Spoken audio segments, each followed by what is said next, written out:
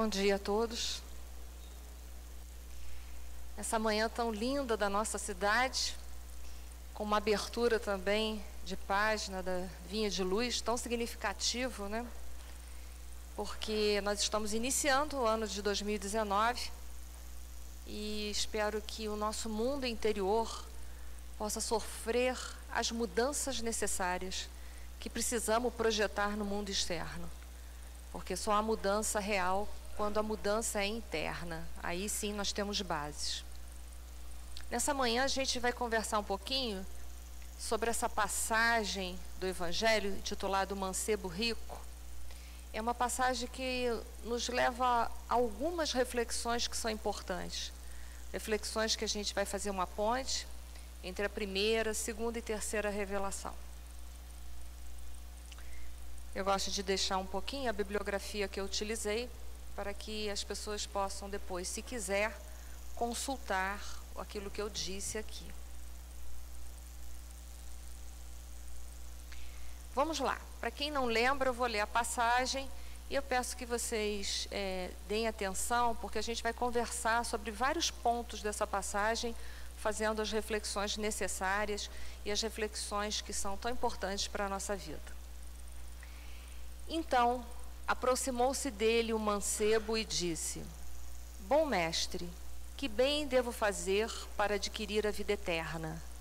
Respondeu Jesus: Por que me chamas bom? Bom, só Deus o é. Se queres entrar na vida, guarda os mandamentos. Que mandamentos? Retrucou o mancebo. Disse Jesus: Não cometerás adultério, não matarás, não furtarás, não darás testemunho falso, honra teu pai e a tua mãe e ama teu próximo como a ti mesmo. O moço lhe replicou: Tenho guardado todos esses mandamentos desde que cheguei à mocidade. Que é o que ainda me falta? Disse Jesus: Se queres ser perfeito, vai, vende tudo o que tens, dá aos pobres e terá um tesouro no céu. Depois, vem e segue-me. Ouvindo essas palavras, o moço se foi todo tristonho, porque possuía grandes haveres. Jesus disse então aos seus discípulos: Digo-vos em verdade que bem difícil é que um rico entre no reino dos céus. Ainda uma vez vos digo, é mais fácil que um camelo passe pelo buraco de uma agulha do que entrar um rico no reino dos céus. Essa passagem, ela foi tratada em Mateus, Lucas e Marcos, ou seja, nos evangelhos sinóticos. Vamos lá. Essa passagem do mancebo rico, ela foi tratada no Evangelho segundo o Espiritismo, no capítulo de número 16, que é intitulado Não se pode servir a Deus e a mamão. É uma passagem que Jesus deixa bem claro para todos nós que não há como, não há meios, não há negociação, não há meias palavras, não há como fazer emendas, não tem como servir a dois senhores. É uma afirmativa. Não tem como, não tem como dar jeitinho, nem jeitinho brasileiro. Ou seja, é impossível. Tanto que ele diz, se você servir a um, desagradará ao outro.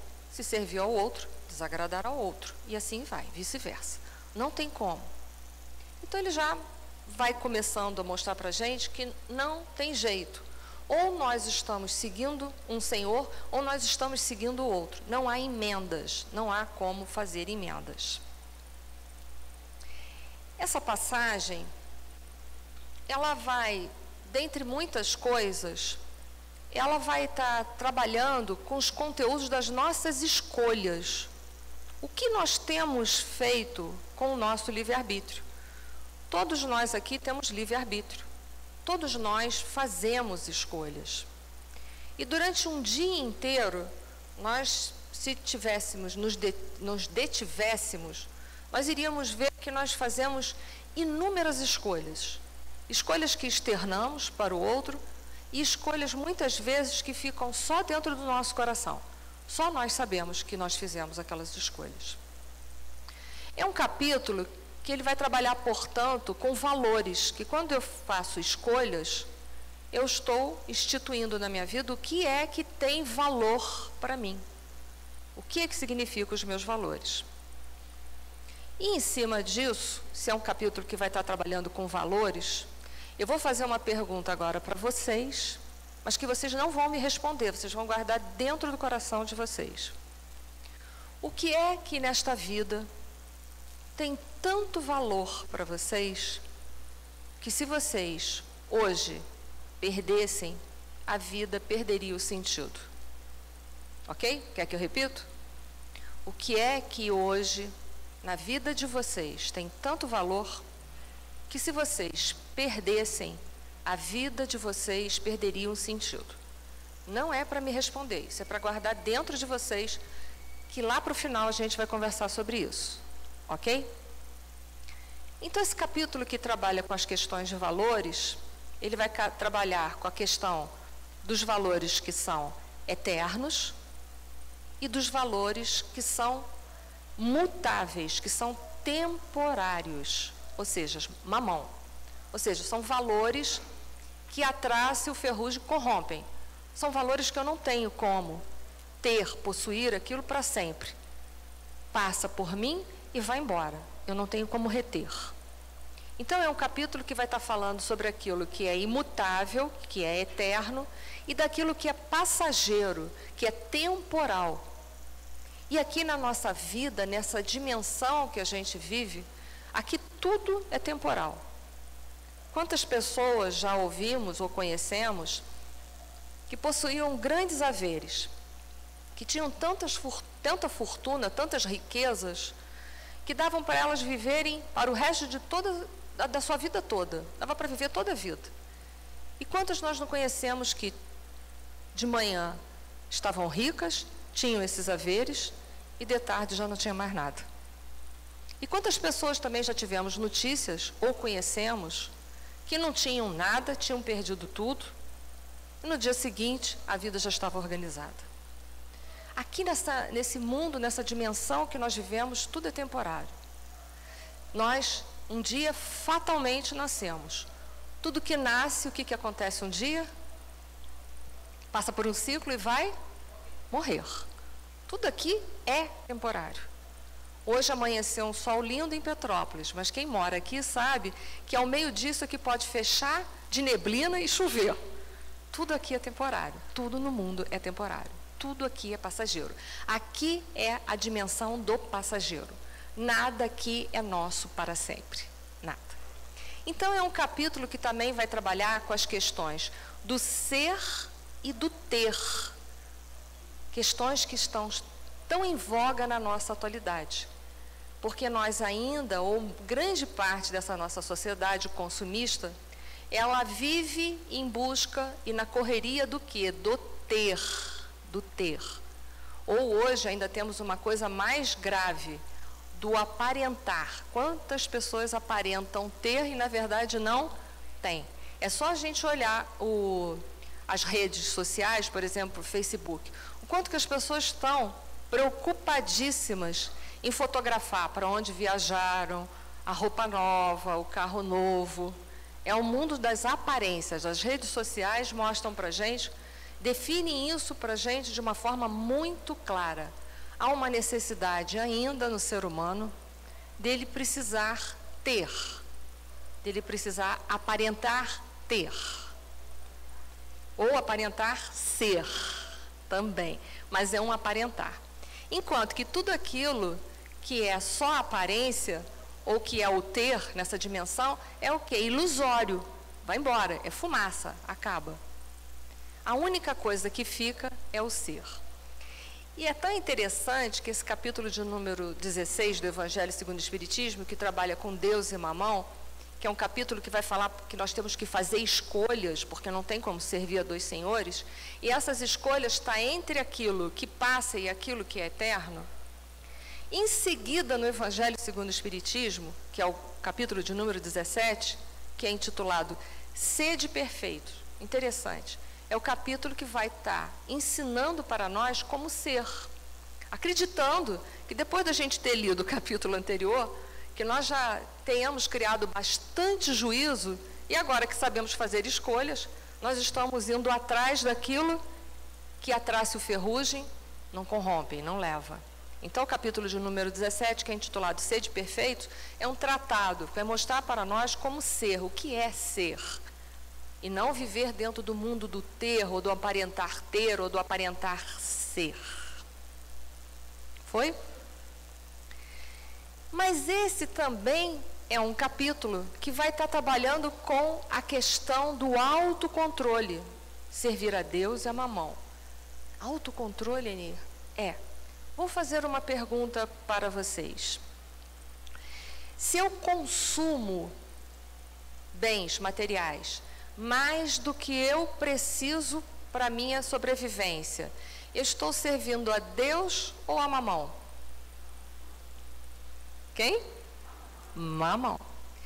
Se eu como mais do que eu preciso comer para me manter, eu estou servindo a Deus ou estou servindo a mamão? Se eu sou maledicente, fofoqueira, eu estou servindo a Deus ou estou servindo a mamão? A mamão. Tudo isso está me pedindo o quê? Um autocontrole. Se eu consumo mais do que eu preciso ter um autocontrole sobre o meu consumo, certo? Entre o que é necessário e o que é supérfluo. Isso é um autocontrole. Se eu estou comendo mais do que eu preciso trabalhar dentro de mim o autocontrole pela gula. Descobrir dentro de mim o que está tão carente que eu estou depositando na alimentação toda a minha expectativa de necessidade. Então, é um capítulo que vai estar trabalhando também com as nossas questões de autocontrole e que vai nos levar a uma outra reflexão. Será que eu tenho conseguido autocontrolar bem a minha existência aqui na Terra? Estou me autocontrolando bem dentro dessa dimensão terrena? Então, é um capítulo que também vai trabalhar com as questões do autocontrole.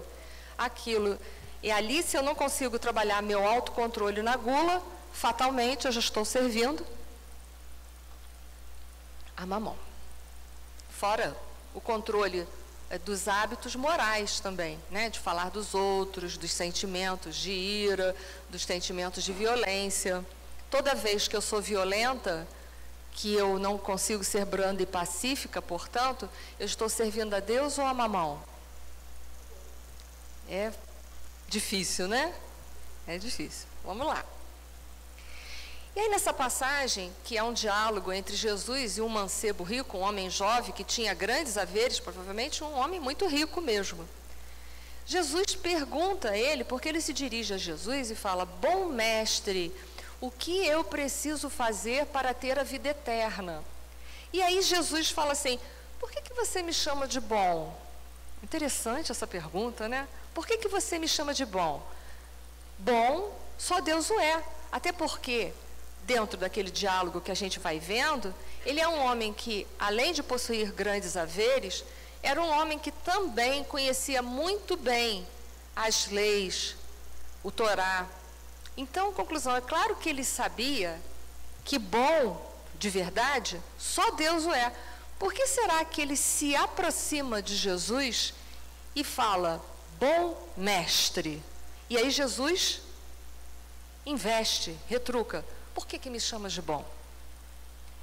E aí nós vamos observar que já logo nesse primeiro momento, Jesus já deixa para nós um grande ensinamento. Vamos lá. Bom mestre, por que me chama bom? Bom somente Deus o é.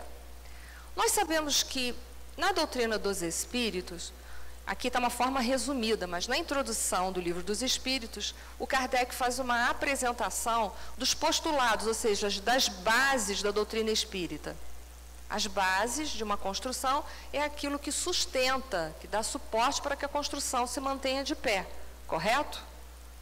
Então, nós sabemos que nós acreditamos em Deus, acreditamos na sobrevivência e na existência do espírito, na comunicabilidade com os espíritos, ou seja, na mediunidade, na pluralidade das existências, ou seja, na reencarnação, na pluralidade dos mundos habitados E a base de tudo isso é a moral do Cristo. Nós somos cristãos, então o que movimenta tudo isso é a moral do Cristo.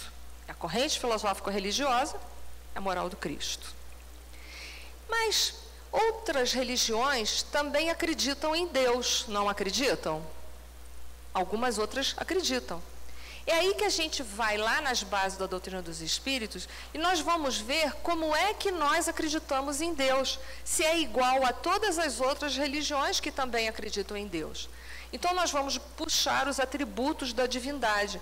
Nós acreditamos num Deus que é eterno, é infinito, é imutável, é imaterial, é um Deus único, onipotente e soberanamente justo e bom. Então, essas são as características, essa é a forma pela qual nós acreditamos, nós vemos Deus, correto? Aí eu vou fazer uma pergunta para vocês. Os materialistas fazem parte, eles podem ser espíritas, eles estão dentro dos critérios científicos da doutrina dos espíritos? Não, por quê? Porque eles não acreditam em Deus, não acreditam na existência do Espírito, correto? Uma religião agora, fazendo outra pergunta, uma religião que acredita em Deus, mas acredita que também existe uma potência, existe uma outra força, o Satanás, por exemplo, o demônio, eles acreditam em Deus como nós acreditamos? Não, porque nós acreditamos num Deus único, numa potência única, e num Deus que é soberanamente justo e bom. Então, nós já vamos vendo que apesar de acreditar também em Deus, há uma diferença entre uma religião e a outra. Por isso a gente tem que usar esses critérios científicos para a gente se localizar. Vou dar um outro exemplo. Chico Xavier era um homem bom, não era? Mas era melhor do que Deus? Não. Por quê? Porque Deus é soberanamente justo e bom. Madre Teresa de Calcutá foi uma boa mulher, praticou grandes obras de caridade. Mas ela é melhor do que Deus? Não. Porque Deus é soberano em justiça e bondade. O ser que possui a maior bondade do universo é Deus. Nós nunca seremos tão bons quanto Deus é. Foi? Por isso que Jesus chega para o mancebo rico e retruca. Por que que você me chama de bom? Porque Jesus vê que por trás daquela colocação havia uma questão egóica. Ele vinha na direção de Jesus, com certeza ele já havia falado de Jesus, sabia que Jesus podia dar a ele a resposta que ele procurava, que era o que ele poderia fazer para merecer a vida eterna, mas qual é a abordagem dele em relação a Jesus? É uma abordagem vaidosa, ele estava tentando adular Jesus. O que Jesus faz? Como um grande conhecedor da alma que ele é, ele pergunta, por que você está me chamando de bom? Se você sabe que bom mesmo, só Deus o é. Então Jesus já naquele instante, ele já deixa para nós uma mensagem. Porque toda pessoa que ela adula, qual é o desejo que ela tem embutido por detrás da adulação? Isso é uma pergunta. Qual é? Ela está adulando uma pessoa. Ela quer alguma coisa em troca. O que mais? Mais alguém gostaria de fazer alguma colocação? Você está adulando, você quer alguma coisa em troca. Ou você está reconhecendo que a pessoa tem real valor? Se você reconhece que ela tem real valor, você vai adular ela? Não. Você vai ser sincero, vai reconhecer a posição com que ela ocupa, mas você não vai bajular, você não vai adular. Todo bajulador, o que ele quer em troca? Alguma coisa. Ou ele quer aquele brilho de meia. Vou ficar perto do Flávio, porque o Flávio tem virtudes que eu não possuo. Assim todos pensarão que eu sou tão virtuosa quanto o Flávio. Não é assim? Então ele já chama a atenção do nosso comportamento, ele já dá uma lição direta ali para a gente. para nós sairmos dessas armadilhas do ego. O ego está sempre nos jogando para as extremidades. No caso aqui, ou a gente poderia, quando tem uma admiração, deveria ter admiração pela pessoa, pelos talentos, pelas qualidades, pelas virtudes, mas em geral o ego, ele nos faz acreditar que nós estamos numa posição acima, superior à do próximo, que é uma ilusão. É uma ilusão. Então a gente poderá, perante essa pessoa que tem qualidades que eu não possuo, o ego pode me jogar ou para adulação ou para aversão. Não gosto daquela pessoa. Mas, na verdade, o que você tem é uma tremenda dor de cotovelo, porque você queria ter aquela posição, ser aquela pessoa, ter aquelas qualidades que aquela pessoa tem. Correto? Mas para nós termos qualidade... Oi? Voltou. Para nós termos qualidade, o que nós precisamos fazer? Trabalhar. Que esse é o cerne da questão. Que ele pergunta, que bem devo fazer para adquirir a vida eterna? Ou seja, não vale só perguntar para Jesus, nós vamos ver isso. Adianta eu perguntar, Jesus, o que eu preciso merecer para ter a vida eterna? Basta só eu perguntar, saber a teoria daquilo que eu preciso? O que eu preciso fazer depois de saber a teoria, de saber qual é o caminho? Trabalhar. Preciso trabalhar para ter méritos. Se eu desejo ser uma pessoa bondosa, ou se eu preciso desenvolver a bondade para entrar no reino dos céus, o que eu devo fazer? Trabalhar essa virtude dentro de mim, para que aí sim eu possa entrar no reino dos céus. Então ele já dá um exemplo para a gente que nós precisamos sair da teoria e caminharmos para a prática. Até porque sabemos que a fé sem obras, ela é morta. Então nos chama a atenção para tudo isso. O que devo fazer? Porque Jesus vai falar para ele uma série de coisas. E aí a gente vai analisar essa série de coisas. Nós vamos ver que a lei do trabalho vai ter que estar entrando, o trabalho. Vamos lá? Interessante é que quando Jesus fala para ele, que ele vai dar a resposta depois dele ter visto claramente que aquele homem que estava tentando adular ele fala para o mancebo, ele vai falar dos mandamentos. Vocês lembram? Não cometerás adultérios, não matarás, e foi falando. Só que Jesus, só coloquei isso aqui para mostrar para vocês só uma ilustração. Ele vai falar os mandamentos, os que ele citam, ele vai citar fora da ordem. Fora da ordem. Porque não cometerás adultério não é o primeiro mandamento, é o sexto. O não matarás não é o primeiro nem o segundo mandamento, ele é o quinto. O não furtarás é o sétimo. Não darás falso testemunho é o segundo. E o quarto, honrar vosso pai e vossa mãe. Ele dá fora de ordem os mandamentos. O que não é por um acaso, porque Jesus não dava ponto sem nó. Não era por acaso.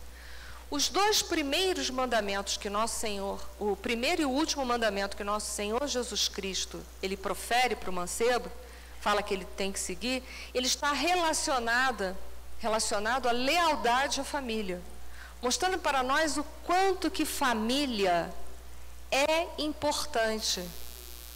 Essa família que está tão abandonada nessa sociedade vigente, que muitas pessoas acham que não precisa da instituição chamada família.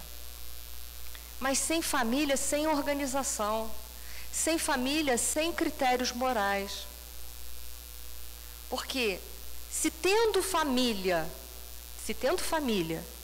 nós temos dificuldade de respeitarmos e de amarmos os nossos familiares, imagina se com tudo isso nós já temos dificuldade, imagina se não tivesse a instituição família. Seria muito mais difícil para todos nós amarmos e respeitarmos o próximo.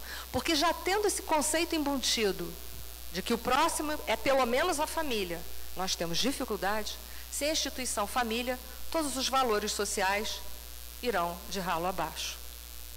Família é tão importante que quando a gente sai do plano espiritual, qual é o primeiro planejamento reencarnatório que a gente faz? Planejamento familiar. Ele é tão importante que a primeira coisa é planejar em qual família nós vamos nascer. E a família que nós temos é aquela que ou precisamos ou merecemos ter. Isso é uma outra reflexão que precisamos fazer. Porque há muitos que falam, eu não gosto da minha família. Ok, mas essa é a família que você precisa ou merece ter. Precisa ou merece ter. Aí você vai falar, está brincando? Não estou brincando. Não estou brincando. Essa foi a família que foi colocada na sua vida como um desafio para você aprender a amar. Ah, mas eu vou amar aquela pessoa que não me ama. É justamente essa que mais precisa do seu amor.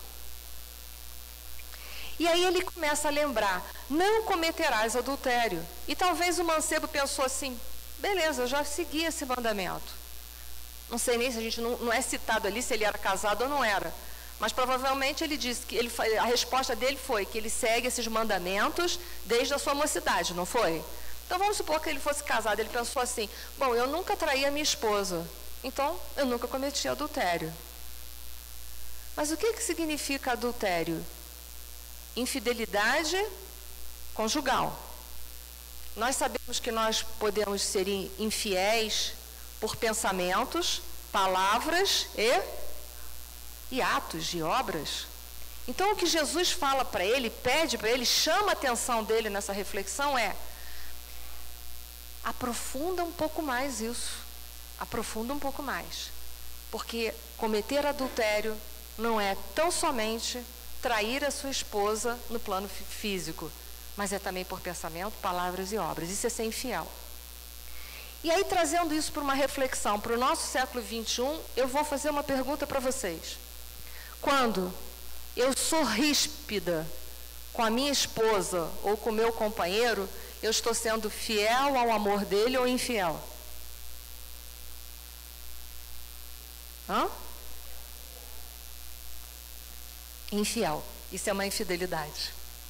Para a gente aprofundar, nós não podemos ficar nesse mandamento só na superfície.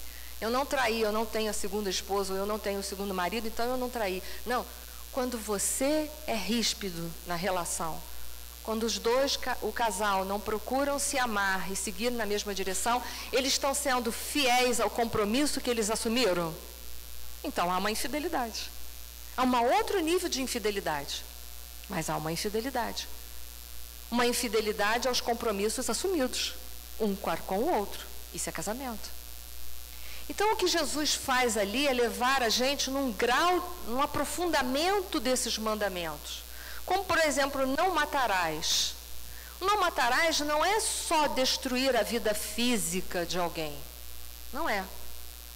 Eu destruo a vida de uma pessoa se eu tirar a esperança dessa pessoa? Sim. Isso é matar? É. Não matei fisicamente, mas eu matei o quê? Emocionalmente aquela pessoa. Matei emocionalmente aquela pessoa. A proposta de Jesus é um aprofundamento desses mandamentos, não é viver só na superfície dos mandamentos. Porque não matar é muito mais do que tirar a vida, mas é destruir a reputação de uma pessoa, é destruir a vida emocional, a estabilidade emocional dessas pessoas. E quantas vezes o nosso orgulho e o nosso egoísmo destroem a harmonia do próximo? Então, o não matarás, ele tem que ganhar uma amplitude, principalmente para nós no século XXI. O não matarás no século XXI vai falar da questão do aborto. O não matarás do século XXI vai falar da questão da eutanásia. Vai falar das células-tronco, dos fetos que estão congelados. O não matarás vai muito acima, no século XXI, daquela questão de destruir uma vida física e lá, pá, dar um tiro numa pessoa. O não matarás é muito mais do que isso. E ele diz ainda assim, não furtarás, mas furtará, também roubar, é muito mais do que tirar a propriedade, o objeto físico de uma outra pessoa. É, por exemplo, o que nós estamos vivendo ainda no nosso Brasil, com a corrupção que tira o direito à saúde, que tira o direito à educação. Isso é furtar? É muito mais do que roubar só um direito. É muito mais do que roubar um patrimônio, o dinheiro. Você está roubando o direito de uma pessoa ter uma vida decente socialmente, de suprir as suas necessidades básicas. Então, a proposta ali é muito maior. Não darás falso testemunho. Quando eu falo mal de uma pessoa, é um falso testemunho. Eu estou denegrindo a imagem. Falso testemunho no século XXI. Todas as profissões têm os seus juramentos. Nós prestamos um juramento. Quando nós fazemos uma faculdade, que temos uma profissão, o advogado, o médico, o fisioterapeuta, o psicólogo, a gente presta um juramento? Será que a gente cumpre com esse juramento? Quantos no século XXI fala, eu juro que eu vou defender a lei, a justiça, e aí defende a corrupção, vendo as emendas, né? Eu juro que eu vou defender a vida física de uma pessoa, e aí fazer eutanásia. Um engenheiro, eu juro que eu vou fazer, né, faz um juramento moral de que nunca se deixará corromper e aplicará as melhores técnicas, etc. e tal, para a construção das obras civis, etc. e tal. Constrói um viaduto com pouco material porque foi subornado, e o viaduto cai e mata quantas pessoas? Isso é dar falso testemunho? Falso testemunho no século XXI ganha amplitude. Ganha amplitude. E honra teu pai e a tua mãe, ele volta à lealdade familiar. Sendo que o miolo, ele está falando totalmente do próximo. Muito mais do que só o próximo da vida familiar. Ou seja, todos os mandamentos ele calcou para voltar à vida do próximo. Porque o que Jesus estava querendo dizer para ele? Você quer a vida eterna? Você tem que aprender a servir. E servir é estar à disposição do bem. Estar à disposição do bem é ser bom mesmo quando não tem ninguém te olhando. Não tem ninguém me olhando. Vou furar, vou ultrapassar o sinal. Estou servindo a Deus ou a mamão? É ser bom, é servir 24 horas, mesmo quando ninguém estiver olhando para você. É você e a sua consciência. Então, é um grande trabalho de reforma e de autoconhecimento. Porque quantas coisinhas aqui eu estou citando e que a gente às vezes acha que é tão simples no dia a dia ou que talvez a gente nunca parou para pensar. Então, ele fala do propósito de servir, porque o capítulo, não está dentro do capítulo, não se pode servir a Deus a mamão. Então, o que eu preciso fazer para servir? Estar disponível. Uma pessoa só está disponível do bem se ela se desapegar dela mesma. Eu só estou disponível para o bem se eu me desapegar do meu orgulho e do meu egoísmo. Sim ou não? Se eu estou apegado ao meu orgulho, eu estou totalmente à disposição para servir no bem? Não, porque eu estou olhando no meu orgulho, eu estou olhando que eu sou superior ao restante. Se eu estou ainda apegado ao meu egoísmo, eu não estou disponível para a caridade. Não estou disponível. Por quê? Primeiro é a minha vida. Segundo é a minha vida. Terceiro é a minha vida. E depois, quem sabe, se eu tiver um tempinho, eu faço alguma coisa por vocês. É assim. O ego tem essas nuances. Por isso que Kardec disse que as duas chagas da humanidade eram o orgulho e o egoísmo. E que as duas virtudes que nos elevavam eram a humildade e a caridade, que é o capítulo anterior ao Não se pode servir a Deus a mamão, mostrando a caridade como alavanca de evolução. Então, o que nós precisamos fazer? Se desapegar. Vamos lá, vamos seguir. Isso aqui eu só coloquei umas frases para nós vermos como o ego nos joga para as extremidades das situações. O egoísta é aquele que só se ama, não é? Então ele tem um amor encarcerado. O fanático é aquele que só ama a Deus, só ama a Deus, só ama a Deus. E quantos ainda não tem no século XXI que matam em nome de Deus? Mas ele está matando quem? O próximo. O próximo é irmão dele? E aquele que só ama o próximo é exibicionista. Talvez esse seja difícil para nós entendermos. Mas vamos ver o tríplice aspecto do amor de Jesus, a gente vai entender por que aquele que só ama o próximo ele é exibicionista. Jesus deixa no final do mancebo rico a mensagem dizendo: honra teu pai e tua mãe, né? Honrai seu pai e sua mãe, ama o próximo. De que forma? Então, eu preciso me amar para amar o próximo. Até porque eu sempre falo isso para vocês, se eu não tenho amor, como eu vou dar amor para os outros? Primeiro eu tenho que ter auto-amor, porque só posso dar aquilo que eu tenho. Por isso que aquele que só ama o próximo é um exibicionista, porque ele aparenta ter amor pelo próximo, mas se ele não tem amor por ele mesmo, ele não está amando o próximo, é exibição. É a aparência que a gente falou, esse mundo que a gente está vivendo, o ter e o aparentar, ter ou aparentar ser. Então, o caminho é esse. Mas, o que o mancebo rico precisava se desidentificar, se desapegar? O que será que ele precisava? O que será que o mancebo rico precisava se desapegar, se desidentificar? E para a gente ir muito além do mundo material, eu vou agora me reportar à tradição espiritual, na obra de Amélia Rodrigues, no livro Primícias do Reino, que vai contar o diálogo aprofundado entre o mancebo rico e Jesus Cristo. Ele era realmente, Amélia Rodrigues diz, um jovem muito rico. Ele tinha o melhor que a época podia oferecer para ele. A melhor casa, as melhores roupas, o melhor de tudo ele tinha. Ele era muito rico. Mas apesar de toda essa riqueza dele ter tudo que ele quisesse ter, ele sentia, dentro dele, ele ansiava por paz, ele sentia um vazio. E ele não sabia o que faltava a ele. Ele tinha tudo que o dinheiro podia comprar, ele tinha tudo. Mas ele sentia que faltava algo. E é por isso que ele foi procurar nosso Senhor Jesus Cristo e foi perguntar para ele: o que eu preciso fazer para ter o reino dos céus? Em outras palavras, eu tenho tudo que o dinheiro pode comprar.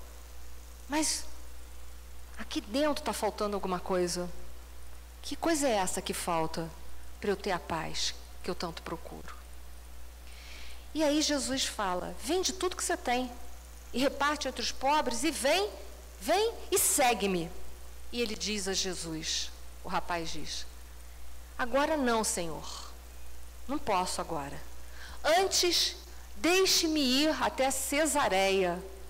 Quero competir nas corridas de bigas e quadrigas. Comprei os melhores cavalos. Contratei o melhor adestrador que existe. Deixe-me primeiro participar dessa corrida. Depois eu volto e vou te seguir. E Jesus disse para ele: não posso esperar. O reino dos céus começa aqui e agora para você. Vem e segue-me. E ele então, ele titubia: não posso, Senhor, me perdoa, eu agora não posso. Deixa primeiro ir a Cesareia, depois eu venho. Jesus disse: não, meu filho, o reino dos céus começa agora para você. A escolha tem que ser agora. Olha, a escolha tem que ser agora. Mas ele não suportou e ele foi embora.